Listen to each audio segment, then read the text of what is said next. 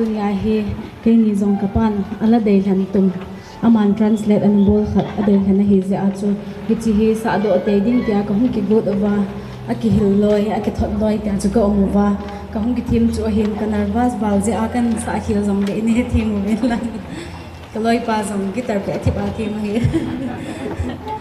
ke ni zong ka hum ki ham bol hana kanu ka pa kin ka pa pi na le kho sa na ka hin sa do hen ding hi e pathin ngai lut na ki dang ta chulan saute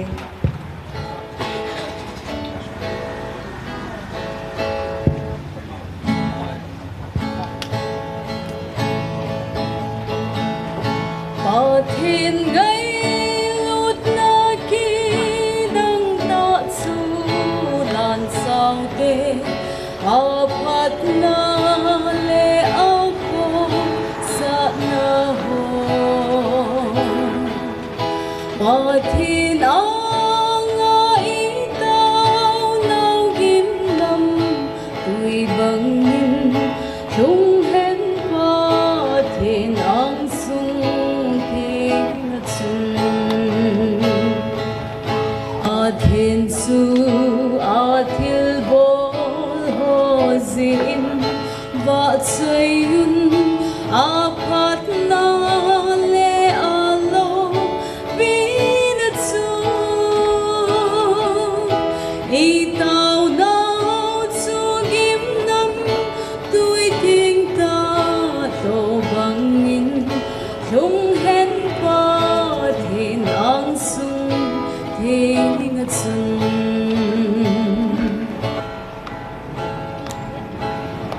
ngày lút thiên con pi ki đăng su và chơi yun cha pa Giêsu Christa zal chun pathinin akin sa chu aki gom kita lal to na thing su e nai sa ta pathin su thil bol ho zin va chơi yun apat na le alo vin chu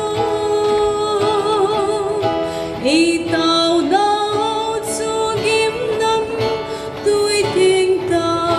to bangin chung hen pathin ang sung thiên chun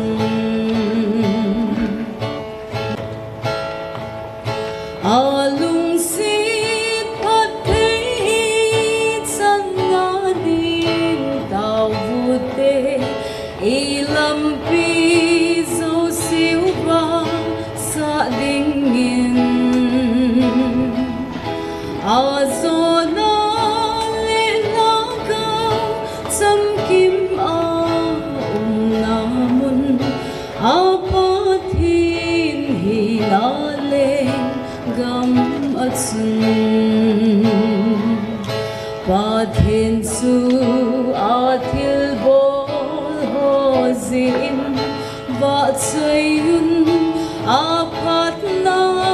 le alo vin chu itaw nau chu gim nam tui ting ta to bangin